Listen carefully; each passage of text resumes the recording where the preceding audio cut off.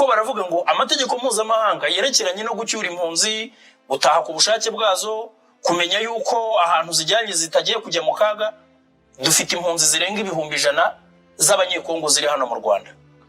Abangaba ni abantu bagomba gutaha. Hanyuma icyo kindi, kuko ushobora kureba izi nyuguti ukavuga uti biroroshye, n'abakubwira ko FDLR mu minsi 90 izaba ari amateka, nabyo wabisomye, nabyo niko byanditse, sibyo? Nabyo ni ibintu byo kwiganirira. Donc nukuvuga ngo hari ibintu byanditse, ariko bo baragira gutya bakakubwira. N'urugero, hari ikintu Radislas yigeze gukomozaho, disengagement ya harawe yaravuze ngo wenda ngo wasanga ngo ari n'ingabo za Kongo. Never. Ingabo za Kongo, disengagement / lifting defensive measures. Defensive measures ni zande, ni zacu, sibyo? Iyo bashyizeho slash ivuga iki?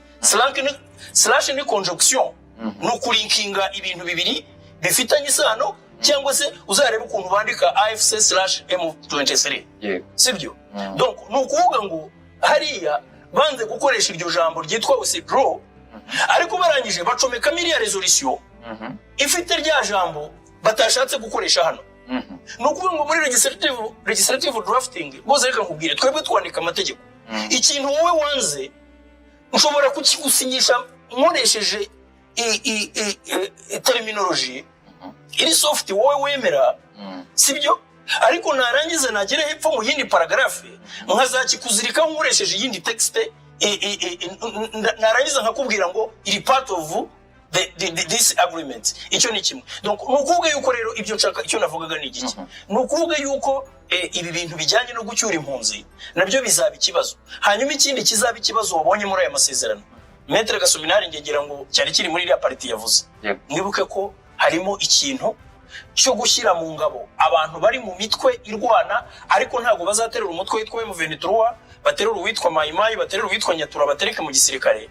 Bavuze ngo ubu ngubwo bazagenda bareba case by case, ka parka, noneho barebe niba umuntu ataregwa ibyaha runaka, ibintu byo guhungabanya uburenganzira bwa muntu. Noneho akantu kantangaje karimo, no kuvuga ngo kureba hari n'ibintu bya fitness nabyo babivuze, ariko akantu kantangaje nakantu ko kubara royale envers les institutions, loyalty. Mu bantu bari muri M23 nta n'umuntu n'umwe leta ya Kongo yavuga ko ari loyal vis-à-vis institutions zizayo. Bivuze ngo leta ya Kongo nuramu kuyihaye uburenganzira bwo kuvuga ngo nize muri M23 cyangwa mu yindi mitwe irwana ifite intwaro, iba ariyo yitoranyiriza abakwiye kujya mu gisirikare cyayo, sibyo? Izabanze kubwira iti Makenga uyu ni umunyarwanda n'ikimenye yabaye muri RPA, yibagirwa ko n'amasunzu yabayemo. Donc nukuvuga yuko harimo ibintu mureba hano muri izi nyuguti, ariko ngiye nkakubwira ngo bizasaba ubushake na pression n'igitutu, kuko n'ubundi nubwo bashyira igitutu kuri ibi bintu, kuko uyu munsi ngira ngo nubwo AFC na M23 bakiganira, Katari n'abandi niki, ngira ngo wabonye deja tugiye kuvuga abantu bagize icyo bavuga kuri aya masezerano. Wabonye ko Kabila yamaze kuvuga iki kintu, yamaze kucyita ngo ni accord commercial, ibindi abyita sinzi ukuntu yabyise ibintu bijyanye na iki niba ari mascarade diplomate byo kwifotoza ibintu nk'ibyo ngibyo. So people, ariko urumva n'umuntu ubaye ariko honorable ukiri aho ngaho, yes, ntabwo President Donald Trump yemera ko ari ibintu byo kwifotoza, kubera ko yanasubije ikibazo cy'umunyamakuru wamubajije ngo biramutse bibaye ko aya masezerano adashyirwa mu bikorwa byagenda gute. Umva icyo President wa Leta Zunze Ubumwe za Amerika Donald Trump yavuze. President wa Leta Zunze Ubumwe za Amerika Donald Trump, okay, tuzakorana nabo kugira ngo bishyirwe mu bikorwa. Bo ku giti cyabo bashobora gushyira mu bikorwa aya masezerano, ariko tuzabashyiraho igitutu kugira ngo bishyirwe mu bikorwa. Aba ni abantu babiri bashoboye kandi bazabikora.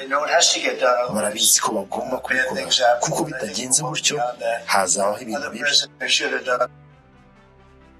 kuvuga ngo rero okay, reka rero nyine nk'umuhuza reka nkubwire muri aya masezerano ndacyagaruka kuri disengagement.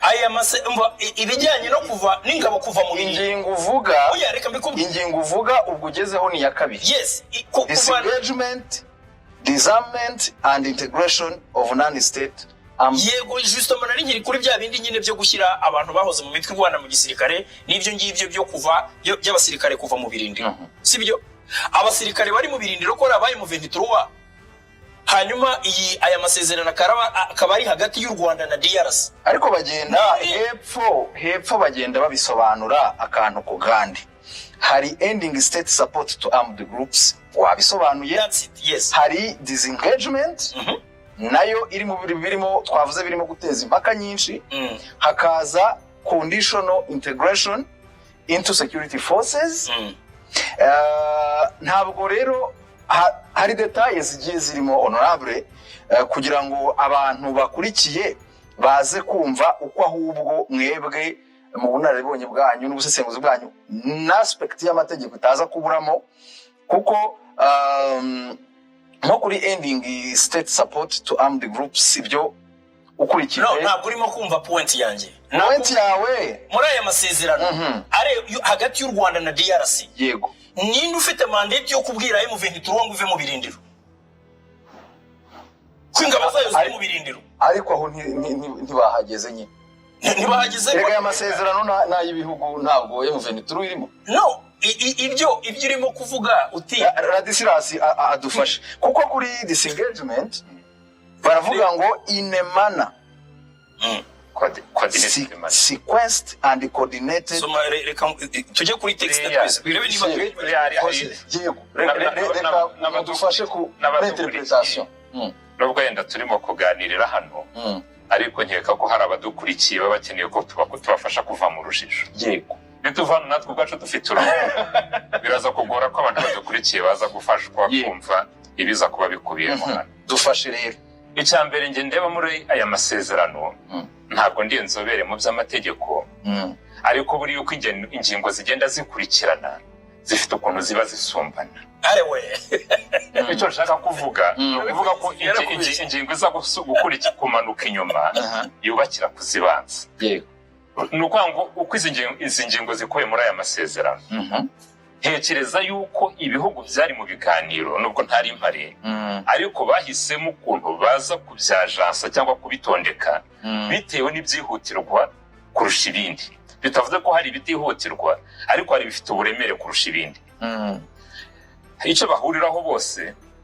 ni uko ndagira ngo ufashe abantu ariko n'aba honorable badufasha na Maître Gasominari kuko kuri iyi ngingo ya disengagement kuri iyi ngingo harimo ikintu kivuga ko ibi ngibi bya disengagement ngo hari izindi forthcoming agreements zizaza aho impande zose zigomba gushyigikira disarmament integration na disengagement of non-state armed groups. Nicyo nashaka kuvuga. It's a long process. It's for non-state. Ikibazo nicyo nshaka ko mufasha abantu kumva kubera ko hano ntangabo z'igihugu icyo aricyo cyose zavuzwe zavuze non-state. No kuvuga ngo nicyo navugaga ko dukwiye gufasha abantu kuva mu rujire ko natwe tukaruvamo mu ruhande rumwe kubera yuko iyi ngingo ya kabiri ntabwo irebana no kuvuga ngo hari ingabo z'igihugu runaka kiri mu gihugu ahangaha zigomba kuvamo.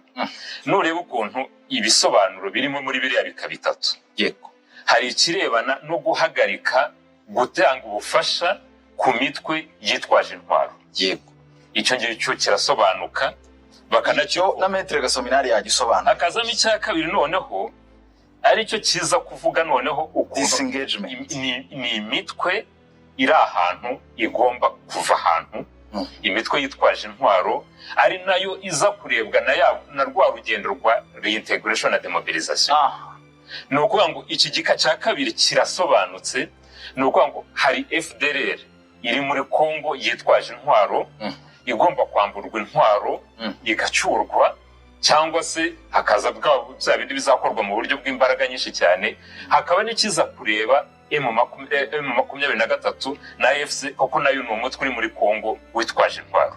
Ubwo rero kuri iyi ngingo noneho hakaza igika cya gatatu kiza kubakira kuri bibiri bibanza kiza kurebana na ingingo ikomeye yari yateje urujijo no ku mbuga nkoranyambaga. Ndimo kubona abantu barimo kutwandikira bavugaga kuri disengagement ari nayo honorable yaratinzeho gatoya, ariko ngira ngo icyo nari nkeneye ngiye ko mufasha abadukurikiye ni ukugishyiraho umucyo. disengagement iri mu gika cya kabiri cy'ingingo ya kabiri irasobanutse, irarebana n'imitwe yitwaje intwaro, ni imitwe irwanya ubutegetsi yitwaje intwaro igomba mbere na mbere kuva mu birindiro ku bushake, niba hari aho iri ikahava ku bushake, noneho bitaba ibyo hakabona gukurikiraho biriya birebana no kuvuga ngo murasubizwa mu buzima busanzwe cyangwa se murasubizwa noneho mu mitwe mu ngabo za leta. Noneho hariho haza kuvugira noneho icyaha cya gatatu gikurikiraho bazana gushyiraho kuvuga ngo kugira ngo ujye mu ngabo za leta cyangwa muri polisi ya Kongo uraza kuba wujuje iki, aribyo bise conditional integration. Ariko iki kintu cya disengagement muri aya masezerano usibye kuza kujya muri concept of operations muri CONOPS cyangwa se tukaza kujya muri ya resolution 2773 muri iki gika nta namwe bivuga ko ari ingabo z'u Rwanda cyangwa z'ikindi gihugu ziza kuvamo. Icyo cyo mu nyandiko kirumvikana kiranasobanutse, ahubwo icyo nashakaga kuvuga mu gihuze na cya kindi mwahereyeho cya FDLR ni ukuvuga ngo gusenya FDLR bivuze ko FDLR itari mu birebwa n'ibi ngibi. Yego ntabwo FDLR iri mu birebwa n'aya masezerano, uretse aho ivugwa yuko izamurwa intwaro igashyirwa mu Rwanda, ndetse abayigize bagashyirwa mu buzima busanzwe kuko birateganyijwe. Ariko iyo bavuga desengagement ntabwo barimo bavuga, barabisobanuye muri ngira ngo reka ko kuva mu byanditse ngo hari ibintu buriya ikintu cyiza cy'amategeko n'abanyamategeko ni uko ushobora kubona ibintu abandi batabona byanditse. Maître Vode yavuze ibintu bikomeye. Iyo usoma ntabwo iyo dusoma ibintu by'amategeko ntabwo tujya tubisoma nk'ukuntu waba uri gusoma amateka cyangwa ikinyamakuru. Niyo mpamvu bishoboka abantu basoma nk'abasoma umuseso wa twebwe duhera ku mpamvu y'amasezerano bita preambule, ukareba ese bashingiye ku kibandika aya masezerano. Yego, yaravuze ikintu gikomeye, aravuga ati ese kuki aya masezerano yagarutse kuri uriya mwanzuro w'akanama k'umuryango w'abibumbye gashinzwe amahoro ku isi. Nuvuga ngo aha tumenye ko ari ibihugu bibiri byarimo bishyikirana, ndetse ko kugira ngo bagere ku cyo nakwita document finale cyangwa inyandiko yashyizweho umukono, hari ibyo bamwe bashakaga ko bijyamo, abandi bavuga bati ntabwo ibi ngibi bijyamo, ariko kuko hagombaga kuboneka amasezerano hari ibintu bagiye bashyiramo ku buryo busa nk'aho butaziguye, noneho ari byo bishobora no gutuma muri interpretation umuntu akeka ko hari ibintu nka kiriya nteruro ivuga ngo ku masezerano yandi azagerwaho mu minsi iri imbere. Ayo masezerano ntabwo ibiyakubiyemo tubizi, nta nubwo tuzi impamvu banditse bati ibigo mutabyumvikanaho ibyo ntibinabaho, muzakorana ibindi biganiro noneho mugere n'ayo masezerano nayo muzayashingiraho mu gihe cyo kurangiza. Iyo drafting ntabwo ibaho kuko barayikoze nayo ntibaho. Twebwe turimo turavuga ibigaragara, niyo mpamvu navuze reka two kuva muri text ibigaragara. Ubajije ikibazo cy'ingenzi tutashubije, kandi mu by'ukuri cyari gufasha abadukurikiye kubyumva kurushaho. Uvuga ute se ni ikihe gishya kiri muri aya masezerano? Ingingo ya gatatu y'aya masezerano ivuga ishyirwaho rya mekanisme ihuriweho yo gukurikirana ibijyanye n'umutekano, joint security coordination. Yani nizaba igizwe n'abantu batandatu. Yego, batatu kuri buri ruhande. Njyewe nibaza ko iri tsinda ari ryo rizaba rifite mu maboko yaryo gusobanura biriya bintu byose bitarimo byumvikana, ugisoma ako kanya ibikubiye muri iyi nyandiko, kuko bizaba bihuriweho na leta y'u Rwanda na leta ya Kongo, ndetse hazaba harimo n'abariya bahuza bane bongerewemo nk'indorerezi. Icyo gihe bazajya baganira kuri ibi bibazo atari ku karubanda, bimwe babibonere ibisubizo kandi babikore. Ngira ngo niba mwabonye aya masezerano kuba yasomye, wabonye yuko ahita ashyirwa mu akurikizwa kuva agisinywa. Avuze ko ari amasezerano ahoraho, ntabwo bayarimise mu gihe runaka, ariko igihugu gishobora kuyavamo. Hanyuma baravuga ati igihugu gishobora kuyavamo kiramutse gitanze integuza y'iminsi 60.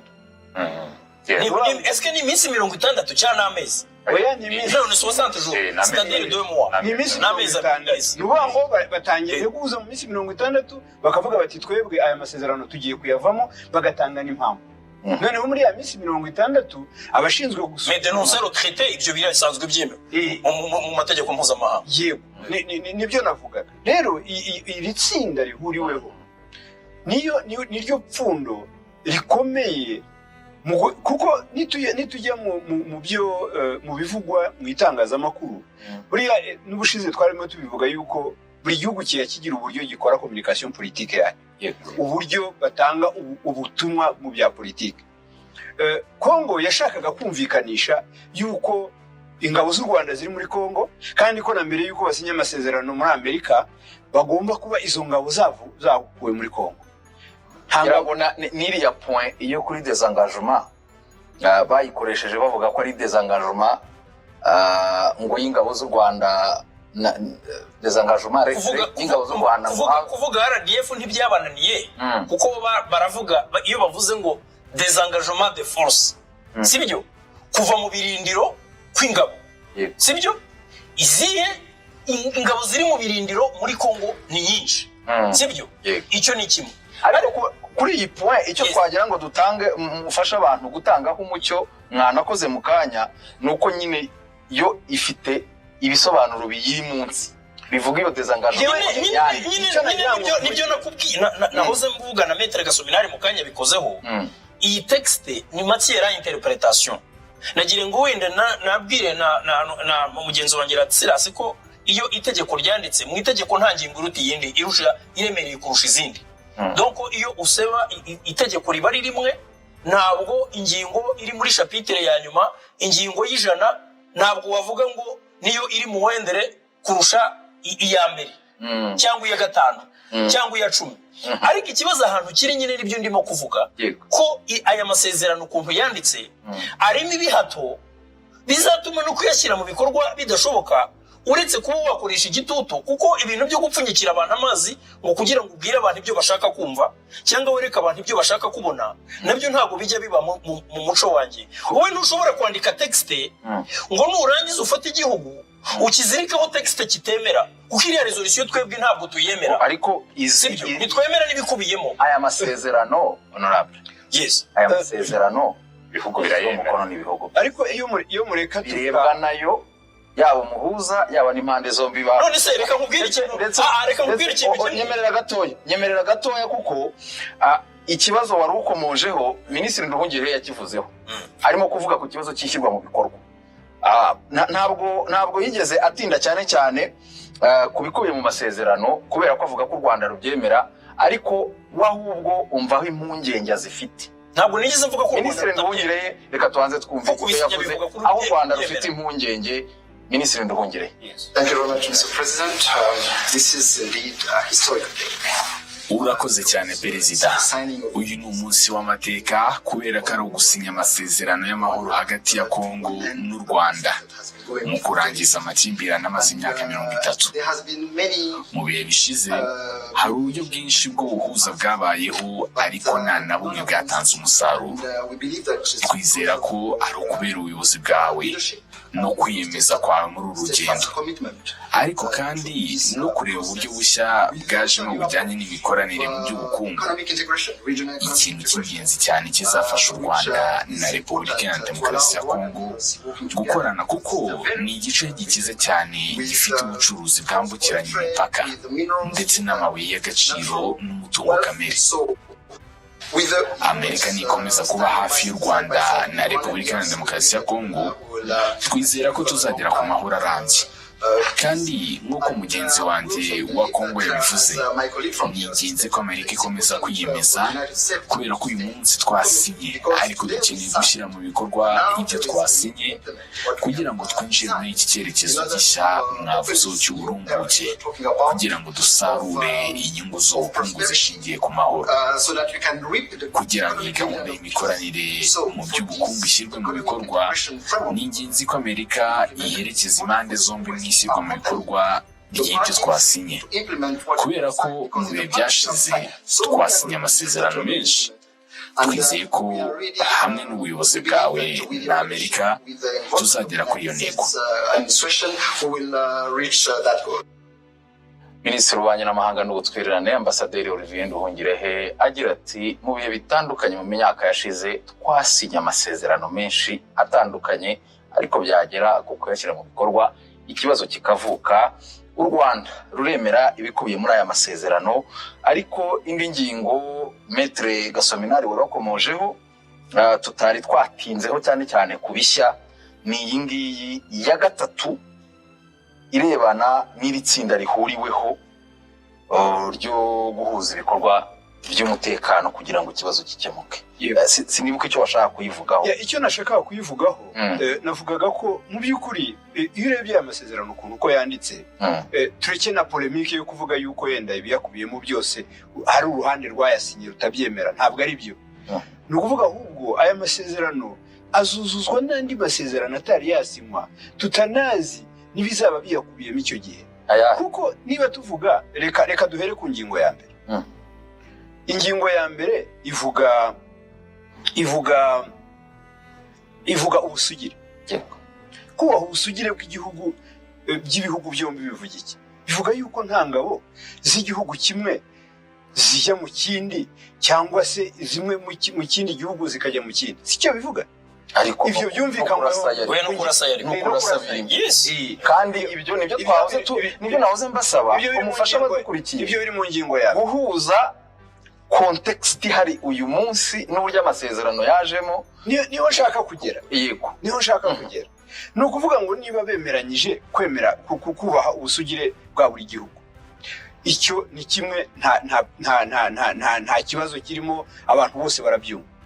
Noneho bakavuga yuko bazafasha mu bijyanye n'icyo bise désengagement, ariko bakavuga désengagement ya ziriya ngabo zitari ingabo z'igihugu zikorera mu burasirazuba bwa Kongo. Yego, imitwe yitwaje intwaro. Ibyo nabyo birateganyijwe. Hanyuma mu masezerano bakavuga ko amasezerano azaba hagati y'ihuriro AFC M23 na leta ya Kongo azaba agize igice cy'aya masezerano ashyizweho umukono. Ahangaha ni naho niho ruzingiye mu by'ukuri. Kuko ingabo zivugwa zaba iz'igihugu cyangwa imitwe yitwaje intwaro ni bijyanye n'intambara ishyamiranyije ihuriro rya AFC M23 n'ingabo za leta ya Kongo. Hanyuma iki kibazo kizakemurwa n'imishyikirano y'Idoha. Iyo mishyikirano y'Idoha ubirimo ntabwo aho igeze tuhazi, ntabwo ibyemeranyijweho n'ibitemeranyijweho turabimenya, ariko bihaye igihe yuko ahubwo muri aya masezerano ikindi kintu cy'ingenzi gishya ni uko impande zombi ziyemeje gufasha kugira ngo aya masezerano azashobore kugerwaho hagati ya AFC M23 na leta ya Kongo. Nuvuga ngo impande zasinye aya masezerano ziyemereye ko zizafasha kugira ngo ziriya mpande ziganira Idoha zizashobore kugera gufasha umuhuza Katari n'impande ngo AFC M23 na leta ya Kongo kugira ngo nabo bazagere ku masezerano. Ariko ubu bwumvikane tubyumve neza n'abadukurikiye babyumve, ni buzaba bugize aya masezerano yasinywe hagati y'u Rwanda na leta ya Repubulika Iharanira Demokarasi ya Kongo. Rero ku bijyanye n'amagambo ari mwaha ngaha ntabwo byagombye gutera ikibazo, kuko impamvu babishyizemo, kuko mu by'ukuri dukoresheje n'ibibazo by'amategeko bisanzwe, yaba Repubulika Iharanira Demokarasi ya Kongo yaba n'u Rwanda, nta n'umwe wari ufite mandate cyangwa ububasha bwo guhagararira AFC M23 no gufata inshingano mu mwanya wabo. ariyo mpamvu baretse, ariyo mpamvu bavuze bati twebwe ikintu dushobora gukora ni ugufasha. Ariko basigamo baravuga bati uko byagenda kose amasezerano azasinyirwa hariya azaba ari amwe mu bigize aya masezerano dushyizeho umukono kugira ngo nishyirwa mu bikorwa ryayo rizorohe kandi tuzabigire mu ruhare. Divin, reka rero nkwereke kugira ngo Maître Nsominari ibyo yavugaga niho tukiri aho ngaho. Yego. Ndaguha parallelisme yoroshye kumva.